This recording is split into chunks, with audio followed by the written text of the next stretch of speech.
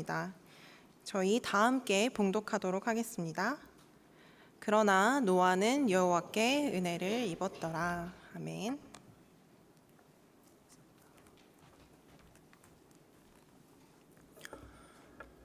우리 태풍으로 마음이 어수선하기도 하지만 또 예배 자리에 나와서 또 함께 예배자로 오신 모든 분들을 우리 주님의 이름으로 환영하고 축복합니다. 또 혹여나 우리 온라인으로 함께 예배드리는 우리 청년들이 있다면 주께서 또 여러분들의 가정 가운데 또 있는 직장 가운데 하나님께서 또 위로와 성령의 교통하심이 있기를 축복합니다. 우리 튀르키예 지진과 또 오클랜드의 홍수, 지금 다가온 태풍, 또 그리고 계속해서 1년째 전쟁 중인 우크라이나와 러시아의 상황 등 세계 곳곳에는 참 위험이 도사리고 있습니다. 어쩌면 여러분이 오늘 2월 12일 오후 2시 이 주일 예배를 드릴 수 있다는 것 이 자체가 가장 큰 은혜요 기적임을 믿으십니까? 예배당에 예배자로 앉아 있을 수 있음이 은혜임을 믿으시면 좋겠습니다. 노아를 부르신 하나님께서 저와 여러분을 사랑하셔서 택하시고 부르셨기 때문에 우리가 예배자로 이 자리에 올 수 있는 것입니다. 먼저 오늘 읽었던 우리 본문 8절에 이 그러나로 시작합니다. 그러나라는 접속사는 반대가 되는 이야기입니다. 앞에 이야기가 부정이었다면 뒤의 이야기는 긍정이고, 앞에 이야기가 긍정이었다면 뒤의 이야기는 부정일 것입니다. 그러나 노아는 여호와께 은혜를 입었더라는 말은 앞에 은혜 입지 못한 사람들의 그런 이야기가 나올 것입니다. 제 휴대폰도 혹시나 울리면 꺼주십시오. 예. 노아 시대 때 은혜 입지 못한 자들의 모습은 어땠습니까? 6장 2절에 하나님의 아들들이 이 사람의 딸들을 좋아했다. 하나님의 아들들이 사람의 딸들을 좋아했다. 그들이 선택한 사람을 아내로 맞이합니다. 이게 무슨 죄가 되나요? 라고 말할 수 있지만 하나님의 아들들은 셋의 후손으로서 경건함을 이어오던 그러한 자들이었습니다. 그런데 이들이 사람의 딸들을 좋아하고 있습니다. 단순히 사람의 딸들이 예쁘고 정말 마음에 들어서 그들을 선택했다, 그런 말이 아닙니다. 사람의 딸들을 좋아했다는 말은 세상의 가치관과 문화를 따랐던 바로 그 여자들을, 그 사람들을 선택해서 그들과 함께 결혼해서 지냈다는 말입니다. 당시 하나님을 섬기지 아니하고 우상을 섬기던 불경건한 자들을 아내로 맞아들인 것입니다. 이는 문화 혼합주의, 종교 통합주의적 성향을 가지고 있습니다. 하나님만 섬기는 건 다 좋은 건 아니야. 꼭 하나님만 섬겨야 돼. 우리 동네에서 애로부터 섬겨오던 그러한 자연신을 섬기기도 하고, 달의 신, 태양의 신, 또 이런 태풍이 많이 다가올 때는 날씨의 신도 섬겨서 태풍도 좀 피할 수 있도록 하자. 이렇게 굉장히 범신론적이면서 혼합주의적인 신앙을 추구하던 모습이 그때의 대표적인 죄악된 모습이었습니다. 그래서 6장 12절에 세상의 모든 육체가 스스로 자기 행위를 타락시켰다라고 말합니다. 즉 어쩔 수 없이 나는 죄를 짓게 되었어. 핑계댈 수가 없었습니다. 그들의 죄는 그들 스스로 지은 것입니다. 부모님 때문에 내가 죄를 지은 것이야. 친구 때문에 내가 죄를 지은 것이야. 내가 이 직장에 들어갔기 때문에, 이 학교에 들어갔기 때문에 내가 죄를 지은 것이다. 이러한 핑계댈 수 있는 상황이 아니었습니다. 그들 스스로가 자기 행위를 타락시켰고 죄가 온 세상에 가득하였습니다. 그렇다면 이 노아는 어떤 사람이었습니까?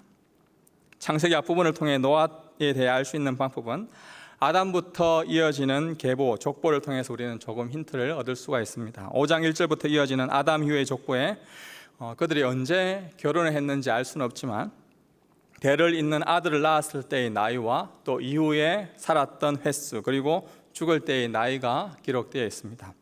아담, 셋, 에노스, 마할랄렐, 대부분의 조상들은 100세 또는 그 이전에 대를 잇는 아들을 낳았습니다. 그리고 보통 우리가 지금은 상상할 수 없지만 700-800년 이상을 더 살고 약 900세가 가까이 되었을 때 죽었습니다.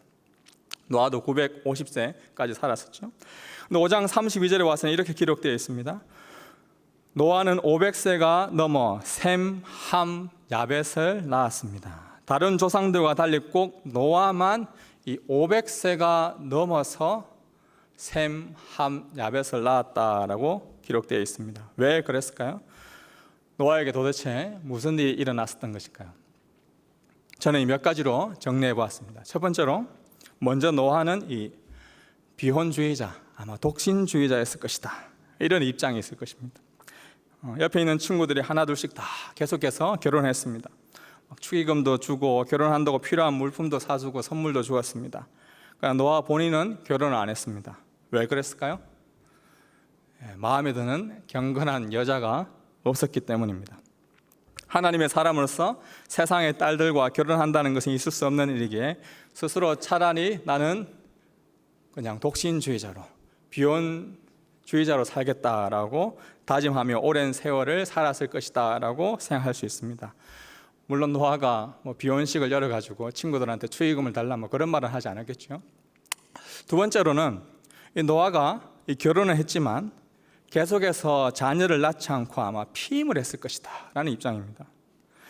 세상이 너무 악하다 보니까 차라리 이러한 세상에 아이를 낳는 것 자체가 아이에게 이 불행을 안겨줄 것이다 라고 생각하고 피임하면서 한 400년 이상 살았을 것이다 라고 생각할 수 있습니다.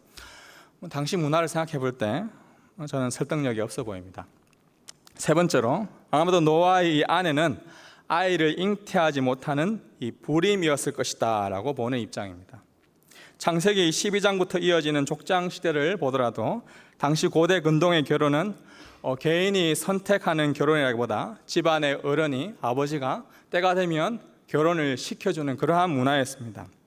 그래서 자연스럽게 노아는 결혼했을 것이고, 그렇지만 이 500세가 될 때까지 자녀가 없었다는 것은 아마도 아이를 잉태하지 못하는 불임이었을 것이다 라고 보는 입장입니다. 저는 이 의견이 가장 설득력 있는 것 같습니다. 당시 가족은, 이 가족이라는 것은, 또 공동체라는 것은 사회의 안전망의 기초입니다. 시편 기자는 자식들은 여호와의 유산이요 모태의 열매는, 어머니의 태에서 나온 모든 열매는 그분께 받는 상이다라고, 자식이 있는 것은 상이요 축복이다라고 이야기했습니다. 반대로 이 불임은 저주를 받은 것이고 또 수치스러운, 수모스러운 걸로 여겨졌습니다. 다시 말하자면 노아는 500년 가까이 살면서 이 복된 삶을 살았다기보다 불임으로 아이도 없고 사회적으로도 인정받지 못했던 수치스러운 삶을 살던 루저의 삶이 노아의 인생이 아니었을까 추측할 수 있습니다. 노아가 하나님의 선택을 받을 만한 특별한 재능, 사회적인 인정, 그가 가진 가문, 여러 가지 열심과 노력이 있었기 때문에 하나님께서 때가 되어서 노아를 선택하였다기보다 하나님께서는 그러함에도 불구하고, 노아의 모난 모습에도 불구하고, 인정받지 못하는 그러한 모습에도 불구하고 저주와 수치 가운데 살았던 노아를 불러주신 것입니다. 사랑하는 청년 여러분, 여러분 어떻게 이 자리에 앉아 우리가 예배를 드리게 됩니까? 무슨 능력과 어떤 우리가 선한 행동을 하게 되어서 우리가 예배 드릴 수 있는 자격을 갖추게 되었습니까? 하나님께 우리가 엄청난 헌금을 드리겠다고 작정을 하였습니까? 아니면 남들보다 우리가 더 많은 성경을 읽었습니까? 더 힘차게 목자 터지게 우리가 하나님을 찬양해서 더 열심히 기도해서 예배를 더 열심히 드려서 우리가 이 자리에 앉을 수 있는 자격을 얻게 되었습니까? 저는 이 모든 것이 아니다라고 여러분에게 분명히 말씀드립니다. 믿음의 선배 사도 바울은 우리의 부르심에 대해서 고린도 교회를 향한 편지에서 이렇게 권면하고 있습니다. 형제들이여, 여러분의 부르심을 생각해 보십시오. 육신적으로 지혜 있는 사람이 많지 않고 능력 있는 사람도 많지 않고 가문 좋은 사람도 많지 않습니다. 그러나 하나님께서는 지혜로운 사람들을 부끄럽게 하시려고 세상의 어리석은 것들을 택하셨고, 강한 것들을 부끄럽게 하시려고 세상의 약한 것들을 택하셨습니다. 또한 하나님께서는 잘난 체하는 것들을 없애시려고 세상의 천한 것들과 멸시받는 것들과 아무것도 아닌 것들을 택하셨습니다. 이는 어떤 육체라도 그분 앞에서 자랑하지 못하게 하려는 것입니다. 바울이 권면한 것처럼 이 자리에 우리의 부르심에 대해 자랑할 만한 사람이 우리는 아무도 없습니다. 이 노아도 마찬가지입니다. 놓았던 어떤 특별한 조건이 있었기 때문에 구원받아 방주에 들어갈 수 있었던 것이 아닙니다. 오직 노아를 향한 하나님의 그 선택하심과 부르심이 있었기 때문에 노아가 방주에 들어가 구원을 받은 것이죠. 이것은 교회를 다니지 않는, 우리가 문 밖에 나가서 지내는 우리의 친구들이 가장 또한 이해하지 못하는 기독교의 모습 중에 하나다라고 이야기합니다. 우리는 이것을 가리켜서 은혜라고도 이야기하는데요. 오늘 본문 6장 8절 우리 한 번 더 다 같이 읽어볼까요? 그러나 노아는 여호와께 은혜를 입었더라. 네. 왜 노아가 은혜를 입었어요? 이유가 없습니다. 왜 우리가 이 자리에 앉아 있습니까? 이유가 없습니다. 하나님께서 그저 우리를 사랑하셨고 노아를 사랑하셨고 우리를 택하셨다는 그 믿음이 우리 안에 있기 때문에 우리는 이 자리에 하나님께서 택하셨음을 믿습니다. 은혜는 우리가 하나님을 향해 행하는 우리의 열심, 우리의 노력이 아닙니다. 내가 주일학교 부서 봉사를 열심히 했기 때문에, 내가 알파를 열심히 섬겼기 때문에, 내가 교회 차량 봉사를 열심히 했고, 내가 목자를 열심히 섬겼기 때문에 드디어 하나님께서 나를 부르셨구나. 결코 그런 것이 아니다는 것이죠. 우리가 하나님을 향해서 하는 그 일을 하기 이전에 하나님께서 영원전부터 영원까지 우리를 향해서 행하신 그 하나님의 열심이 우리를 이 자리에 있게 하였습니다.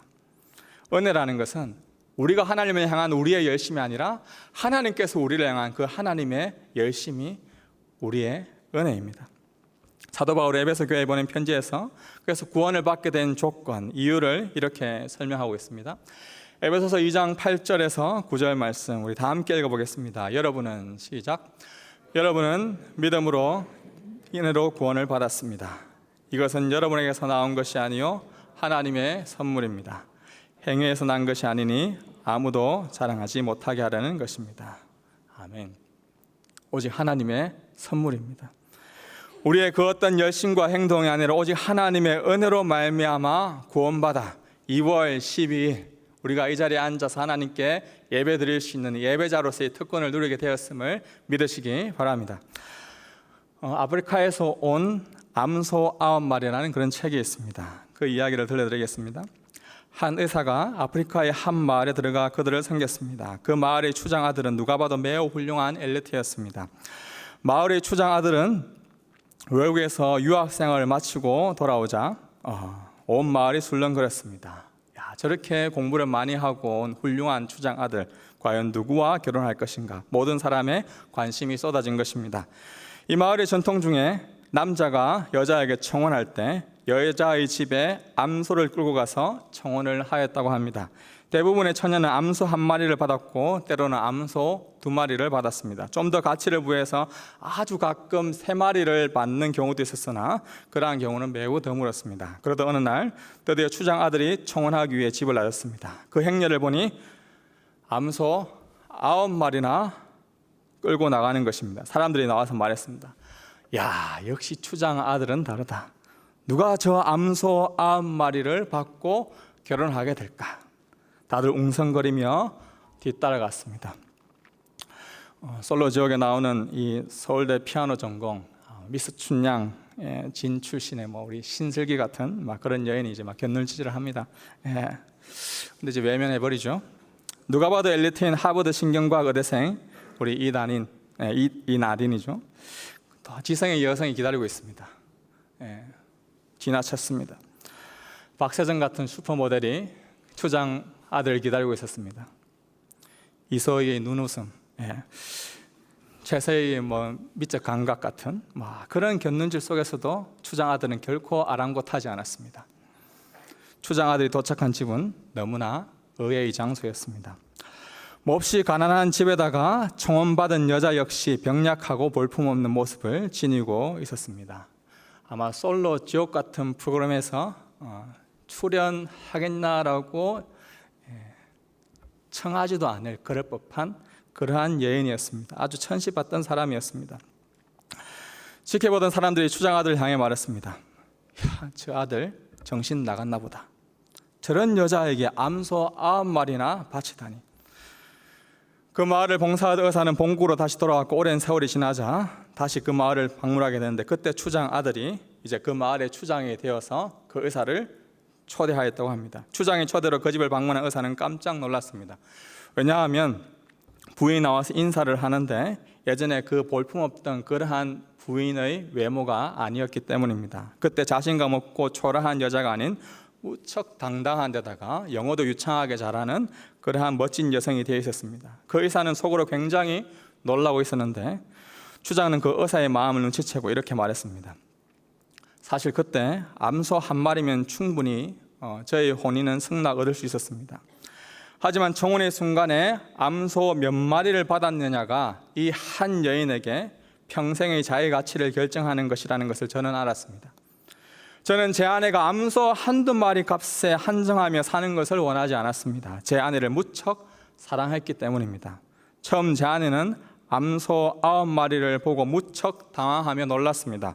그리고 그 후로는 자신의 가치를 암소 9마리에 걸맞게 살기 위해 열심히 노력하며 사는 것을 보았습니다. 저는 아내에게 절대 당신 외모 가꿔야 돼라고 말하지 않았습니다.